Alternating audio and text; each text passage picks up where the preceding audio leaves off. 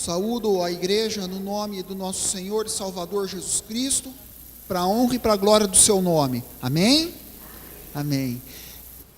Convido os irmãos a nós fazermos uma leitura inaugural aqui do nosso culto, que está lá em Gênesis 15, versículos de 1 a 6. Gênesis 15, versículos 1 a 6.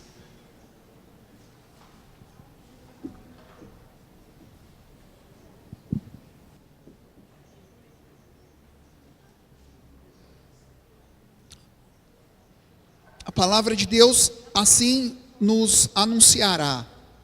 Depois desses acontecimentos, veio a palavra do Senhor a Abrão, numa visão, e disse: Não temas, Abrão, eu sou o teu escudo, e o teu galardão será sobremodo grande. Responsivamente.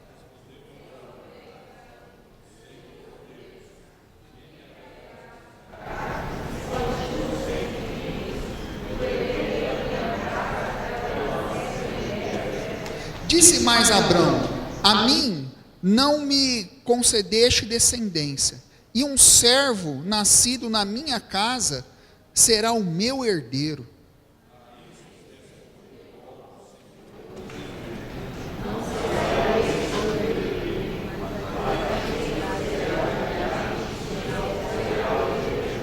Então conduziu-o até fora e disse: Olha para os céus e conta as estrelas, se é que o podes. E lhe disse: Será assim a tua posteridade.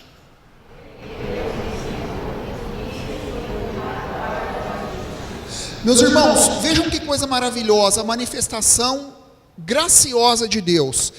Ele creu no Senhor, e isso lhe foi imputado para a justiça. Eu quis escolher esse texto porque marca o início da justificação pela fé. E o apóstolo Paulo fala que nós somos justificados não por obras, mas por fé. Assim como o pai da fé, que é Abraão, foi antes mesmo, muito antes de que houvesse a lei, as obras da lei de Moisés. Lá atrás, antes da lei, Abrão foi justificado, não pelas coisas que ele fazia, mas sim pela sua fé.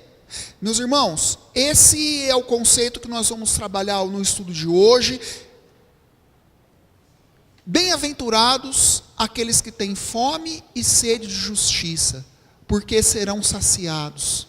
Meus irmãos, essa justiça que não vem de obras, mas vem pela fé em Jesus Cristo como nosso Salvador, que nós estamos aqui para reverenciá-la. Essa graça, essa salvação. Eu convido todos os irmãos nesse momento, aqueles que puderem, a se colocar em pé, para rendermos um hino de adoração ao Senhor, hino 21. Aqueles que puderem, podem se colocar em pé ao som do instrumento.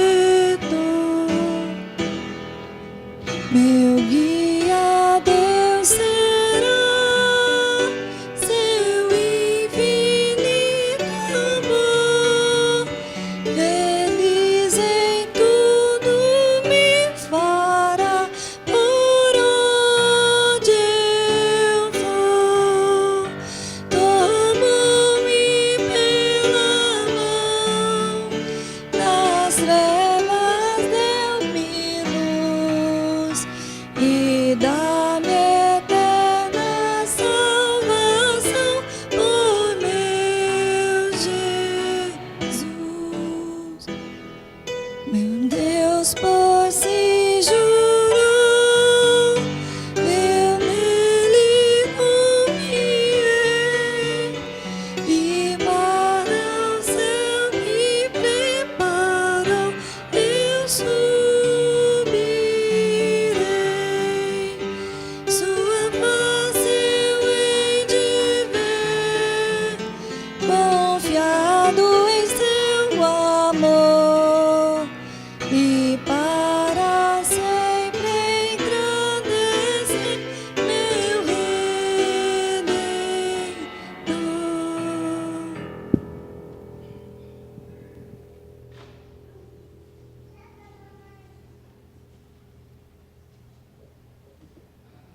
Eu convido os irmãos a uma oração, lembrando aqui já de fazermos uma intercessão por todos aqueles que estão enfermos, aqueles que passam por tribulações, necessidades. Nós temos um pedido especial de oração, que é para o filho da dona Diola, seu Nen, que Jesus Cristo possa abençoá-lo no seu tratamento, trazendo a plena e definitiva recuperação da sua saúde. Vamos orar, meus irmãos? Senhor,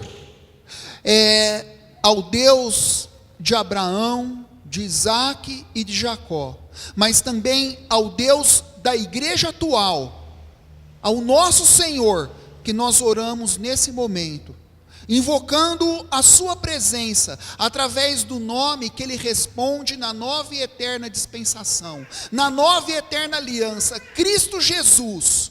Abraão creu e isso lhe foi imputado para a justiça. Senhor, obrigado porque séculos e séculos e séculos depois, nós ainda somos justificados, nós somos agraciados com o favor divino, não por obras, não por aquilo que fazemos, mas através da fé em Jesus Cristo como nosso Salvador. Obrigado, Senhor, pela plenitude da Tua graça, e que a gente possa desfrutar disso, Senhor, acreditando plenamente no perdão que nós temos em Cristo Jesus, acreditando plenamente na providência que vem lá dos mais altos céus ao nosso encontro. Senhor, e é nessa certeza, é nesse campo de convicções que nós rogamos o Teu amparo, o Teu auxílio, por todos aqueles que passam por necessidades, por aflições, por angústias e por enfermidades. Nós rogamos a manifestação do Teu poder curador sobre a vida do seu Nen, filho da Tua serva, dona Diola, Senhor. Que ele possa experimentar, através da cura de Cristo Jesus, o Teu poder, Senhor, manifesto em sua vida. É assim que nós oramos, acreditando na salvação pela fé, em Cristo Jesus, amém. Os irmãos podem se assentar. Temos agora um momento de louvor. Convido os irmãos do grupo de louvor a virem aqui à frente, para conduzir um momento de adoração, através de cânticos.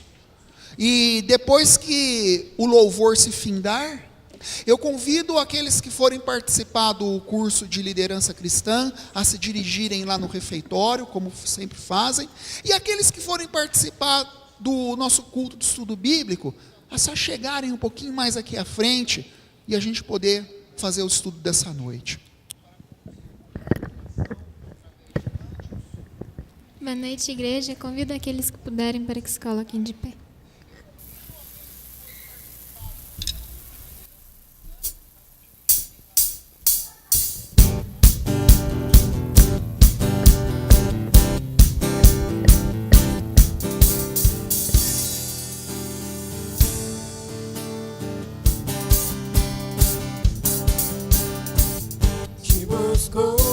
Te procurou Deus, silêncio tu estás.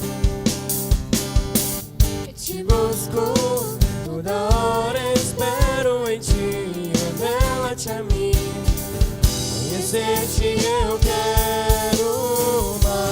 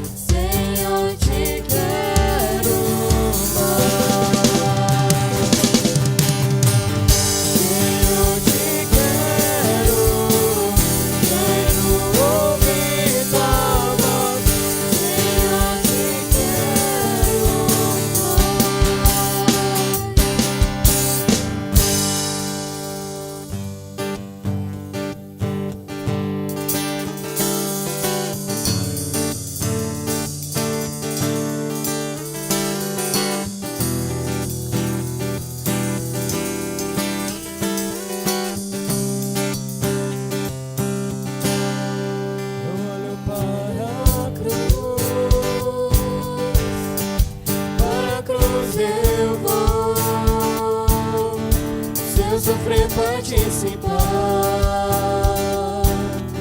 de sua obra vou cantar. Meu Salvador, na cruz mostrou o amor do Pai, do justo Deus.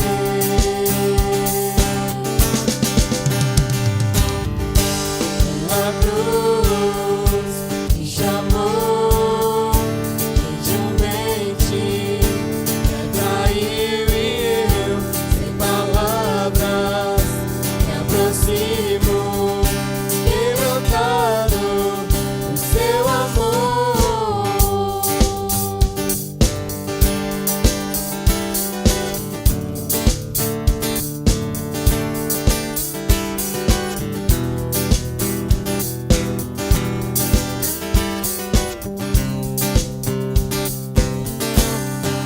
Merecida a vida, de graça recebi, por sua cruz, da morte me livrou, trouxe minha vida, eu estava condenado, mas agora pela cruz eu fui reconciliado.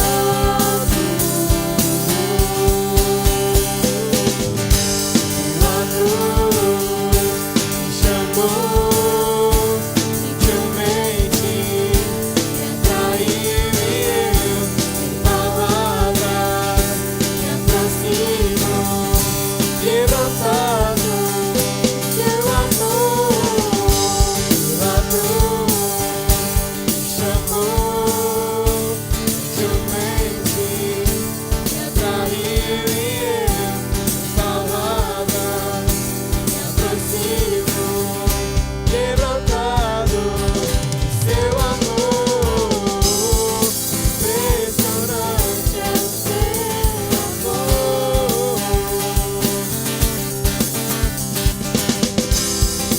Me redimiu e me mostrou o quanto é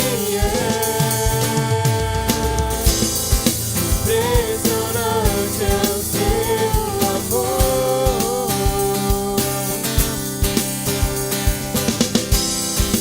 Me redimiu e me mostrou o quanto pela cruz me chamou gentilmente, me atraiu e eu, sem palavras, me aproximo, quebrantado seu amor. Pela cruz me chamou gentilmente, me atraiu e eu, sem palavras, me aproximo, quebrantado seu amor.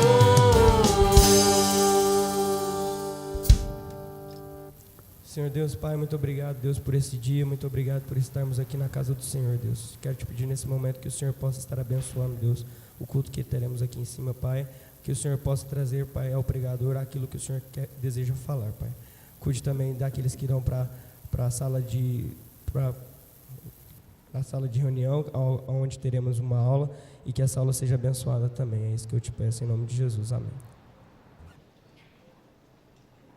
Bom, meus queridos, vamos iniciar então o nosso estudo dessa noite. Eu convido a todos que estiverem com suas Bíblias a nós abrirmos a palavra de Deus em Mateus 5, versículo 6. Mateus 5, versículo 6.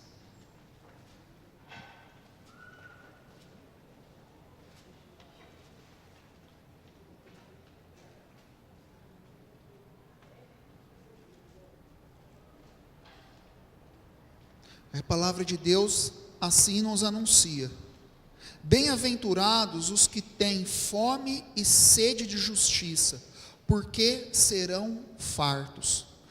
Meus queridos, na noite de hoje nós vamos fazer a exposição desse versículo com base em 3 palavras-chave, com base em 3 elementos fundamentais. O primeiro deles, justiça. O segundo, fome e sede. E o terceiro, satisfação, saciamento, fartos. Bom, o primeiro elemento que nós vamos analisar aqui é a justiça. Como que é a justiça analisada aos olhos da palavra de Deus? Muito do que a gente vai falar hoje vai ser uma lembrança, uma revisão do que a gente falou no primeiro culto sobre essa série, sobre as bem-aventuranças, que é: bem-aventurados os humildes de espírito, porque deles será o reino dos céus. Humilde de espírito é aquele que precisa da assistência divina para alcançar a salvação, e quer seja para as coisas terrenas, para as coisas espirituais, a pessoa precisa da assistência que vem de Deus. Então ele tem uma dependência espiritual enorme para com o Senhor, de maneira que ele sabe e está convicto que ele não é capaz e ele não dá conta de fazer nada se não for através da assistência de Deus. E a gente disse que aquele que é humilde de espírito, aquele que é pobre de espírito, ele tem uma vida espiritual rica. Olha só que interessante, parece contraditório, mas não é. Aquele que é pobre espiritualmente, aquele que é humilde espiritualmente, ele tem uma vida espiritual enriquecida. Ou seja, ele sabe que ele depende de Deus, por isso que ele é humilde de espírito. E essa dependência faz com que ele enriqueça a sua vida espiritual, investindo nela, através de leitura da palavra, através de louvor comunitário, através de oração, através de estudo bíblico, e ele se enriquece. Meus irmãos, e aqui isso tem tudo a ver com o conceito de justiça divina. A Bíblia, ela trabalha o conceito de justiça sob 2 aspectos. O primeiro deles é o aspecto vertical, de Deus para com o homem. E existe também um segundo aspecto, que é no aspecto horizontal, que é o conceito de justiça do homem para com o homem, nas suas relações interpessoais, nas suas relações intersociais. O primeiro aspecto do conceito de justiça traçado na Bíblia, que é o vertical, de Deus para com o homem, se dá da seguinte maneira: o homem, para ser salvo, ou seja, para ele se tornar justificado diante de Deus, ele não consegue esse favor através daquilo que ele faz, mas sim através de quem ele acredita, que é Jesus Cristo. Veja bem, a gente está falando de justiça, e isso vem o termo justificação. E os irmãos já sabem e leem esse termo justificação em várias passagens da Bíblia. Nós lemos aqui em Gênesis 15:6 que Abraão creu e isso lhe foi imputado para justiça, e ele foi justificado pela fé. Uma pessoa justificada é uma pessoa que se torna justa, não porque ele é perfeito, porque ele não comete pecados, porque ele não dá nenhum deslize, não tropeça, mas sim porque ele alcançou o perdão para a sua alma, apesar das suas imperfeições e das suas contradições, através da fé em Jesus Cristo. No plano da salvação, nós vemos que a pessoa, ela recebe a vocação eficaz. Você é vocacionado para o exercício de uma atividade profissional. Existem os dentistas, os médicos, os advogados, mas nós também somos vocacionados, nós temos uma afinidade que é lançada ao nosso coração para sermos filhos de Deus. E aí o Espírito Santo te toca no seu espírito, no seu coração, em determinado momento da sua vida, para você acreditar em Jesus Cristo como seu Salvador. Isso é a vocação para se tornar salvo, para se tornar filho de Deus. Um segundo momento, você é justificado. Depois que você aceita Jesus Cristo na vocação eficaz, por obra do Espírito Santo, o que acontece? Os seus pecados, o que é a justificação? Os seus pecados passados, presentes e os futuros até o final da sua vida são perdoados em Cristo Jesus, e você é aceito no número daqueles que compõem o povo de Deus. Isso é a justificação.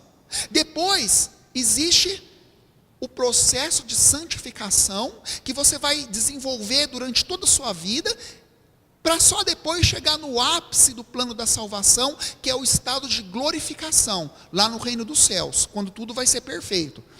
Meus queridos, mas e aí? Nós somos justificados diante de Deus através da fé.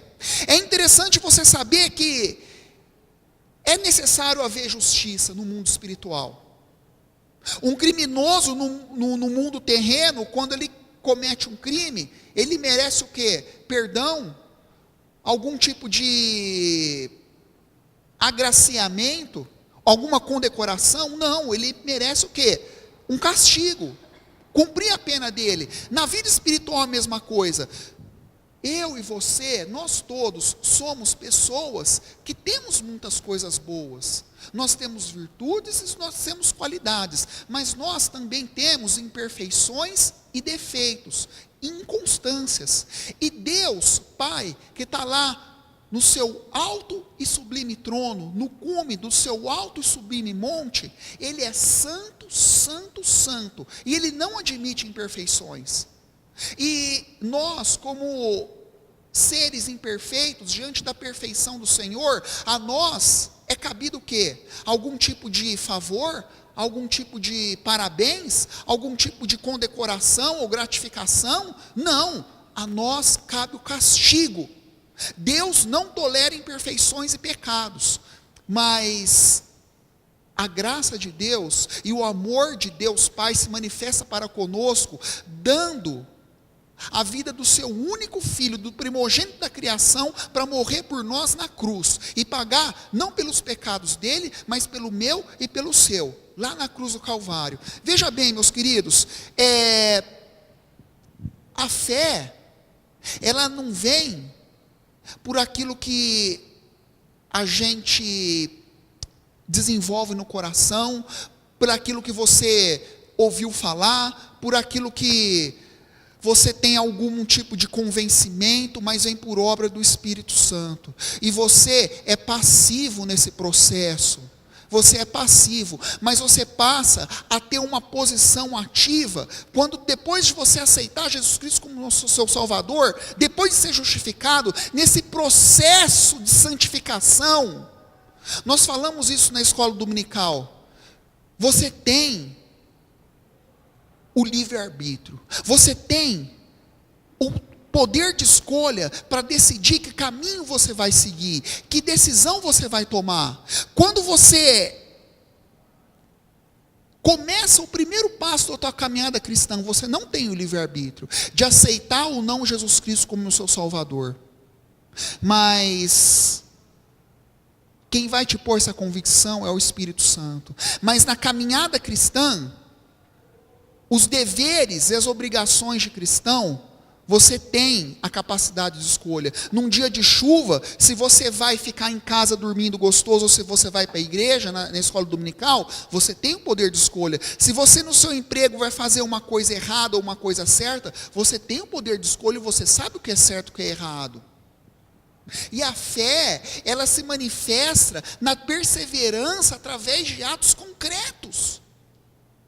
Essa justiça daqueles que têm fome e sede de justiça, se faz através do desejo de perseverar, de você ter num primeiro momento uma experiência genuína em aceitar Jesus Cristo como seu Salvador, único e suficiente e eterno, e depois essa sede, essa fome de justiça se manifestar através do desejo de santificação. Então, meus irmãos, se você está passando por uma luta diante de algum pecado, se você está naquela trincheira, no campo de batalha, no fronte de guerra, lutando contra uma tentação, para não sucumbir, para não escorregar, para não cair, e um dia você acaba escorregando, mas depois você se levanta, pede perdão e se reergue, e continua a caminhar, e luta, e luta, e luta, pode ter certeza, você tem fome e sede de justiça. Essa justiça é alcançar o favor divino através da fé, e depois você perseverar mostrando essa genuína aceitação em Jesus Cristo como seu único e verdadeiro Salvador durante toda a sua vida, através de atos concretos e verdadeiros. Uma pessoa que se diz cristã, que diz ter conhecido Jesus e aceitado Jesus, que vem na igreja, que vem com a Bíblia debaixo do braço, mas não mostra para a igreja, não mostra visivelmente através de atos concretos, transformação de vida, e ela se contenta com isso, e ela não se incomoda com isso, é uma pessoa que não tem sede e fome de justiça. E aí, meus irmãos, aquele castigo que cabia a nós, que nós deveríamos suportar, foi suportado por Jesus Cristo. Nós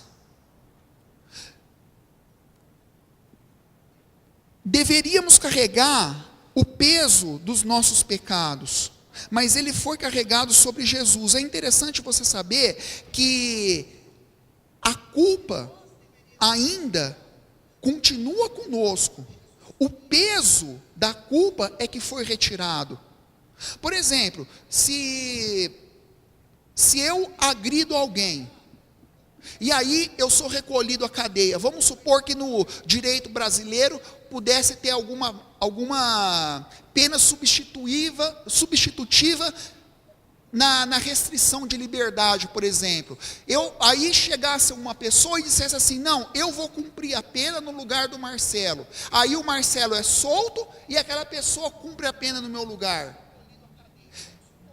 O fato da pessoa ter cumprido a pena no meu lugar, não tira de mim a culpa. Quem agrediu aquela pessoa, a vítima, não foi quem cumpriu a pena no meu lugar, mas fui eu. Eu ainda continuo a ser o agressor.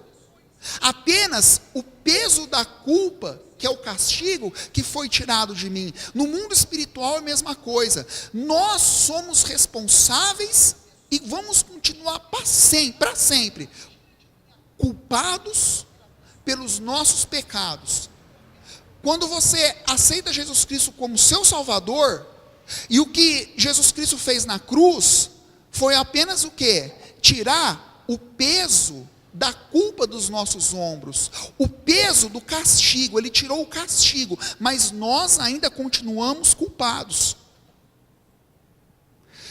Meus irmãos, esse desejo de castigo, essa sede, essa fome de justiça, ela foi saciada não em mim e em você, mas ela foi saciada em Jesus Cristo quando ele morreu na cruz. Deus, ele tinha fome e sede de justiça. Nós estamos analisando um texto aqui que fala, bem-aventurados aqueles que têm fome e sede de justiça, porque eles serão fartos. Em primeiro lugar, eu queria te dizer que antes de todos nós, houve uma pessoa que teve muito mais do que todos nós, fome e sede de justiça. Essa pessoa foi Deus Pai Todo-Poderoso. Lá no seu trono, ele tinha fome e sede de justiça, e ele foi saciado através do castigo substitutivo de Cristo Jesus na cruz. E depois que a fome e a sede dele de justiça foi satisfeita, nós passamos a ter fome e sede de justiça. Você, nós temos fome e sede de sermos salvos. Eu quero ser salvo. Eu quero ser salvo. E aí, quando você se rende à vocação eficaz, quando você começa a mostrar, através de atos concretos, o poder da fé lá no seu coração, através da perseverança, numa vida de santificação, você está sendo saciado na sua fome e sede de justiça. Meus irmãos, você pode ter certeza de uma coisa: quando nós estamos falando aqui de justiça, da pessoa alcançar a salvação e viver de acordo com essa salvação, tem fome e sede de justiça não só aqueles que querem ser salvos, mas aqueles que intercedem por pessoas que eles desejam serem salvos. Quando você, que é mãe, que é pai, você todas as noites coloca seu joelho no chão, intercedendo por um filho, por uma filha sua, para ele mudar de vida, para ele aceitar Jesus, para ele voltar a vir na igreja, para ele se consagrar ao Senhor, largar as coisas erradas e ter uma vida consagrada, pode ter certeza, você tem fome e sede de justiça, e você será saciado.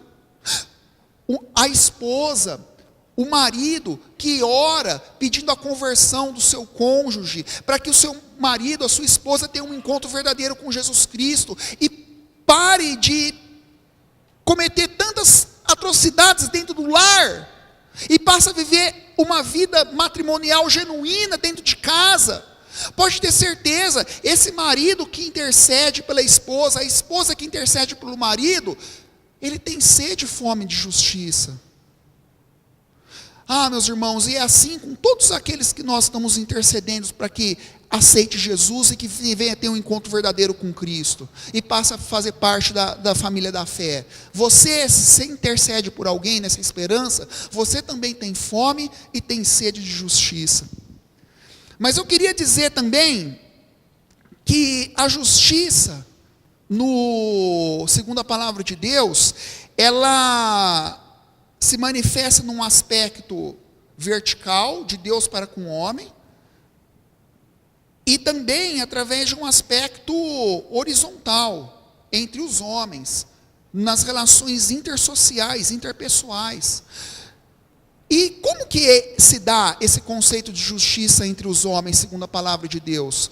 Jesus Cristo, ele disse assim: fazei pelo seu próximo aquilo que você gostaria que ele fizesse por você.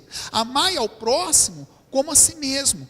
Então, um conceito da Bíblia de justiça é o seguinte: você está sendo justo com alguém, você promove a justiça quando você dá ao seu próximo aquilo que lhe é de direito. Se Jesus Cristo diz assim: amar ao seu próximo como a si mesmo, faça ao seu próximo aquilo que você gostaria que ele fizesse por você, e aí você dá amor ao seu próximo.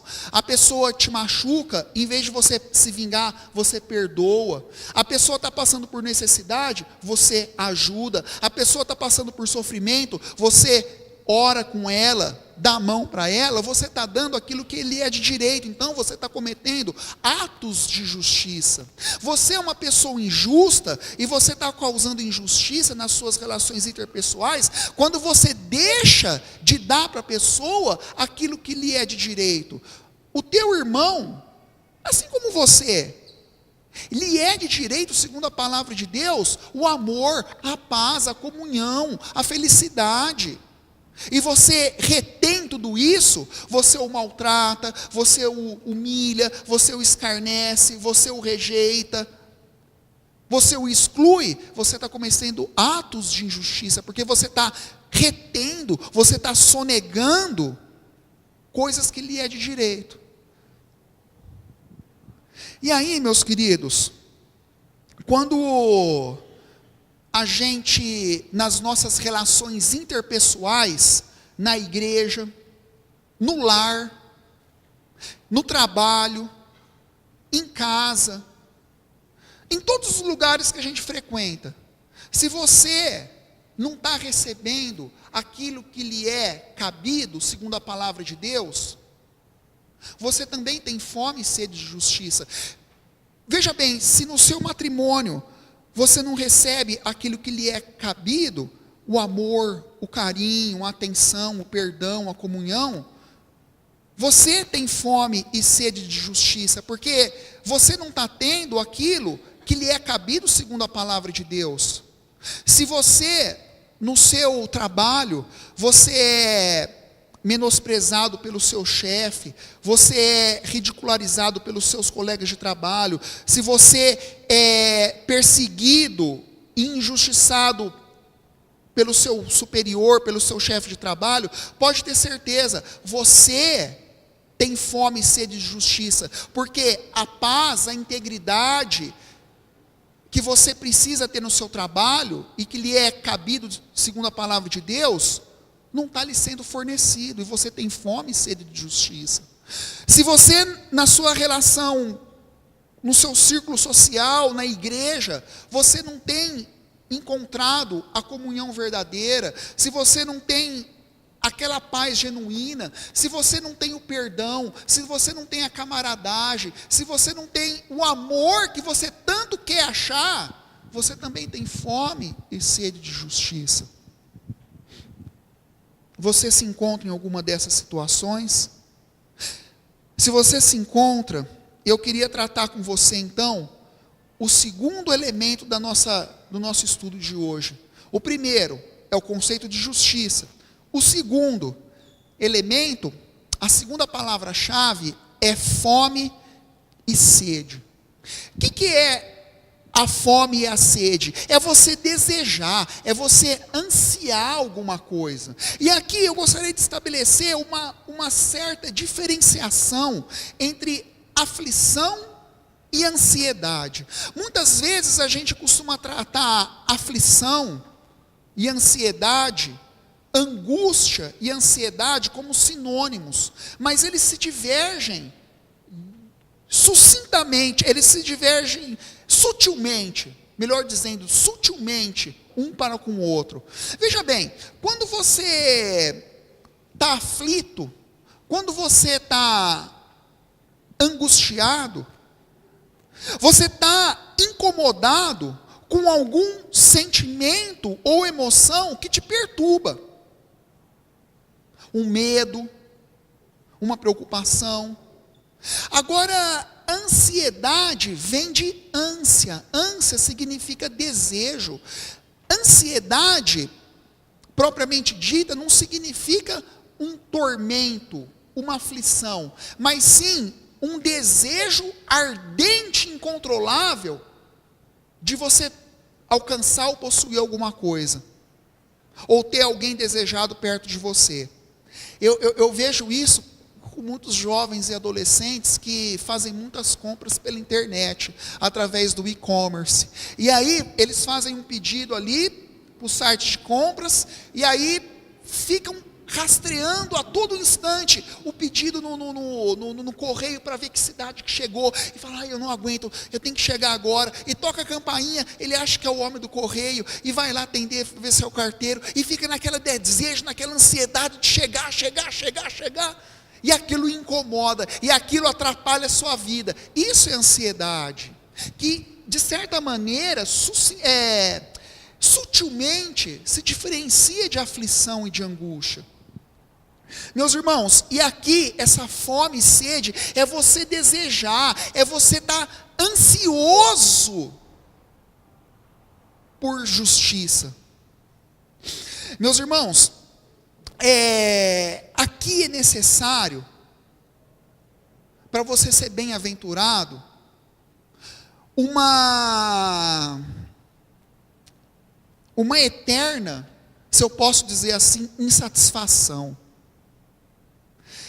É uma eterna ansiedade por justiça, é uma eterna e uma inconstante fome e sede por justiça. Veja bem, eu estou falando assim, ansiedade e desejo, não por bens materiais, não por acúmulo de patrimônio, mas sim por justiça, por aquilo que nos é cabido, segundo a palavra de Deus, e muitas vezes nos é retido, o amor, a paz, a esperança. Muitas vezes quando você, não só em relação a gente, mas essa ansiedade, essa sede e fome por justiça, também se dá quando você vê pessoas a seu redor, tendo sonegadas a si aquilo que lhe é cabível segundo a palavra da salvação. Quando um estudante na sua sala de aula vê um seu colega de sala sendo ridicularizado e menosprezado e ofendido e perseguido, sofrendo bullying, ele também passa a ter fome e sede de justiça, não por si, mas pelo seu amigo que está sendo maltratado. Isso se dá em todos os campos da sociedade. Meus irmãos, sabe qual que é o sentido da bem-aventurança aqui? Sejam eternos insatisfeitos com a justiça. Se você, em determinado momento, se você parar de ter fome e sede de justiça, se no lugar que você frequenta, se no país que você vive, se na igreja que você vive, você parar de ter fome e ter sede por amor, por paz, por união, por amizade, camaradagem, alegria, esperança, pobre de você, porque isso vai te levar a uma estagnação, a uma insensibilidade, a você se fechar dentro de uma concha e dizer assim: acho que não precisa mais de transformação o meu meio, eu estou satisfeito, eu não vou mais lutar, eu não vou mais desejar nada. E aí você cai numa frieza, numa indiferença, numa insensibilidade. Meus irmãos, em relação às coisas espirituais, sejam eternos insatisfeitos, jamais saciem sua fome e sua sede por amor, por alegria, por paz e por santidade na sua vida e no meio que você vive. Mas a gente falou sobre justiça, sobre fome e sede, e eu queria tratar com você um terceiro e último elemento, que é a satisfação, a saciedade, você ser farto. Meus irmãos, aqui o segredo é você saber o seguinte: a vida cristã, a caminhada cristã, vai ser uma eterna busca pela satisfação dessa justiça. Você tem que saber uma coisa: a justiça plena, você vai ser farto dessa justiça plenamente só lá no estado de glorificação, quando Jesus Cristo voltar e aí levar o seu povo para o reino dos céus, onde nós seremos a imagem e semelhança perfeita de Jesus Cristo, e aí não vai existir pecado, não vai ter injustiça, não vai ter choro, não vai ter maldade, não vai ter mentira, não vai ter fofoca, vai ser tudo perfeito. Essa é a plena satisfação. Mas aqui na caminhada dessa terra, você tem que buscar pautar a sua caminhada cristã com provisórias satisfações da tua fome e sede de justiça. Quando você promover a justiça num determinado relacionamento entre teus irmãos, você sabe que é só questão de dias ou de horas para você ter outro relacionamento, para ter fome e ter sede de justiça e estar conciliando aqueles dois, para estar intercedendo por aqueles dois, para estar visitando aqueles dois, pôr um na frente do outro e falar assim: vamos dar um abraço um no outro, vamos se reconciliar. Depois é só questão de horas para essa provisória satisfação se transformar em fome e sede de novo, em outro relacionamento, num momento na sua vida, depois amanhã de novo na sua vida, e assim por diante até a volta de Jesus Cristo. Meus irmãos, eu queria encerrar essa mensagem dizendo o seguinte: esse texto de Mateus 5, 6, ele diz assim: bem-aventurados os que têm fome e sede de justiça, porque serão fartos. O grande problema e o grande engano e o grande laço, a grande armadilha que muitos têm caído é em amar e ter fome e sede mais das bênçãos do que da justiça.